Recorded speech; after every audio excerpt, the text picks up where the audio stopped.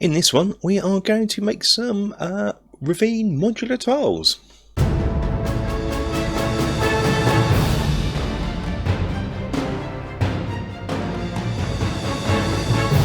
Hello and welcome to the Battling Barrow. In this video, we are going to make a modular ravine tile set that you can set up in any layout you'd like.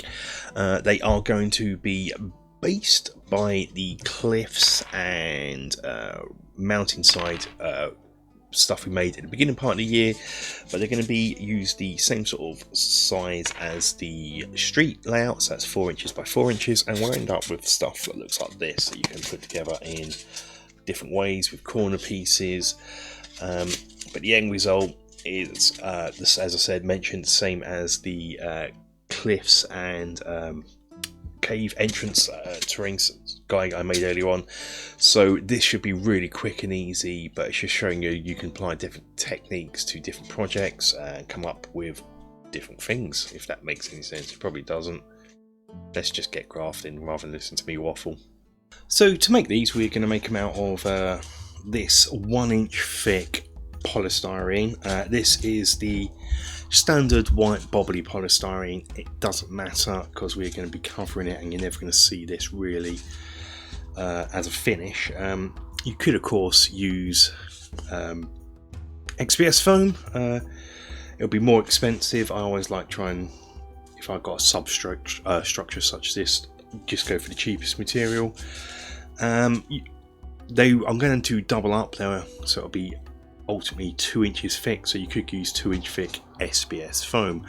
And what I am doing here is I am cutting these into 4 inch squares.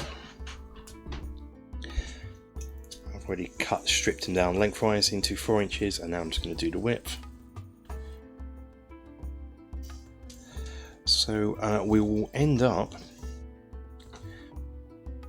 with lots of 4 inch squares. 4 inches just because the street stuff I did was 4 inches, and I have a future plan for these as well in conjunction with the streets, but for now I'm just going to cut a load of these out. We've got them all cut out, we're going to glue them together. So with this I'm just going to get some hot glue and just glue them together. It's difficult to say because I'm thinking ahead how I'm going to have this work, so I'm not going to put too much glue on the top edge there. What we're going to do is we're going to do a curved piece and a straight piece, so this will be a straight piece. For curved pieces, what you probably want to do is roughly work out where we do the curve, which I'm going to show in the next step.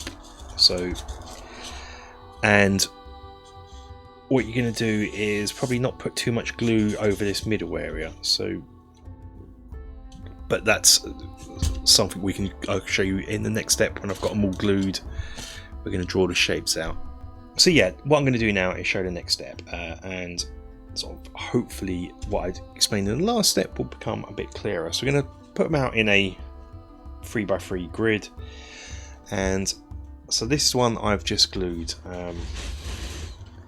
So I'm going to do here is I'm going to just roughly work out a pattern for a rock face, like so, and this corner, this will be a corner, and as long as I don't go over these points here, it will all match up, pretty much like the cavern tiles, but on a more 2.5D scale.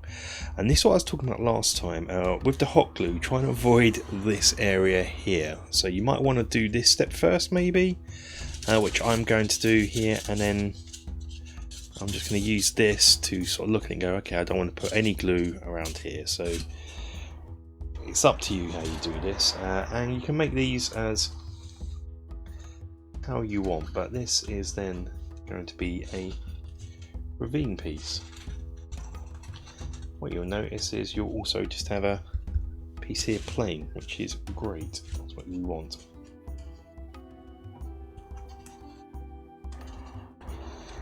Make it as wild as you like.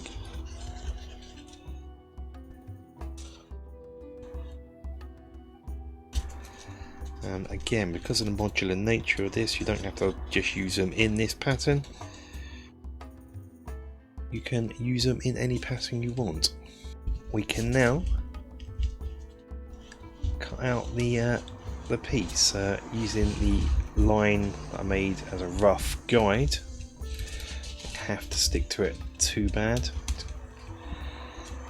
Cut it out, and you might already be thinking this looks like the cavern walls pieces we made a while back, and you are not wrong. We're going to do exactly the same thing with these. These are almost considered an extension of those.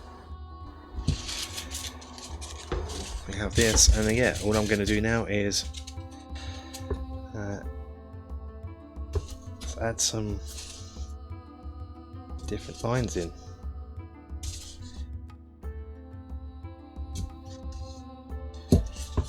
It's out, as long as I don't go over the corner bits.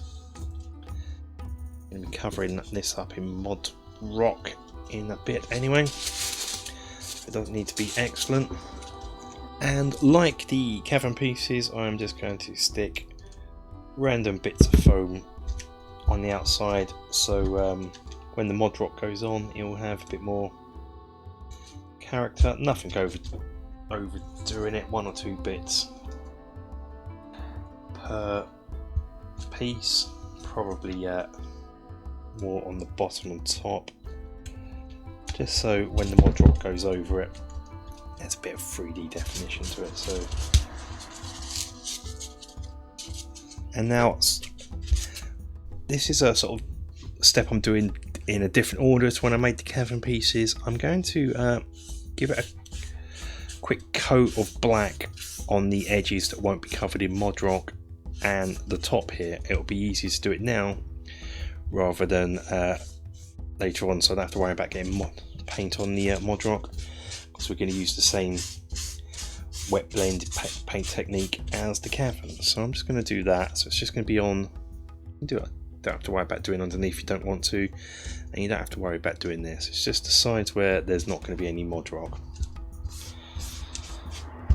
Also, if you're that way inclined, feel free to add Mod Podge to this if you want. I don't bother that much anymore.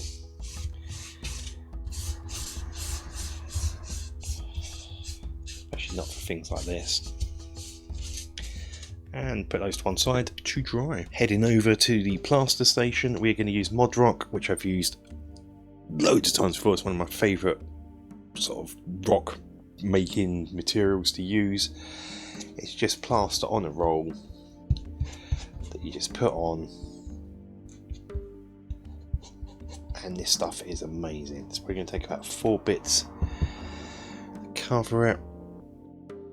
Such good stuff. Dries relatively quick, but you probably want to let it settle overnight.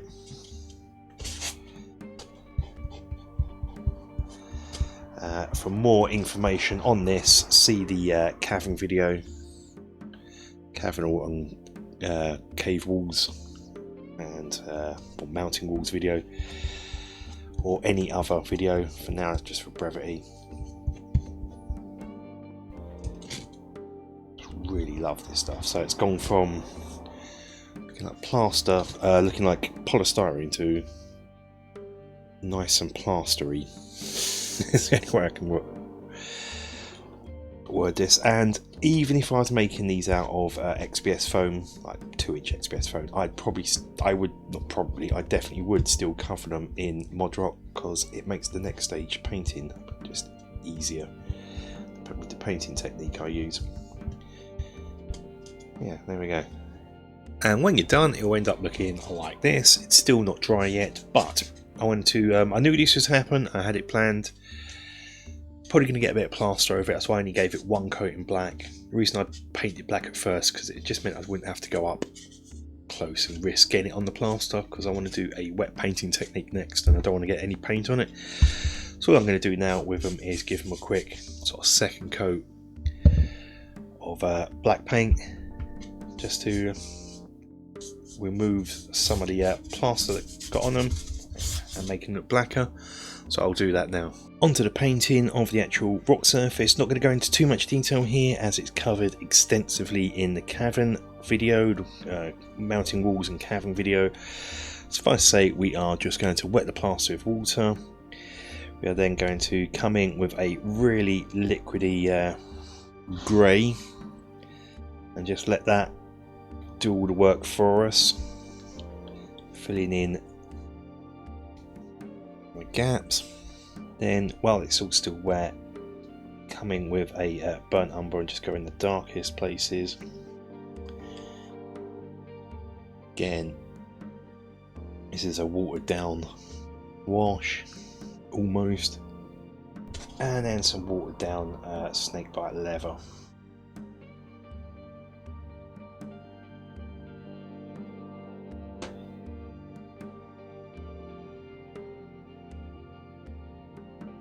Don't really want is pure grey rocks. It's more brown than grey.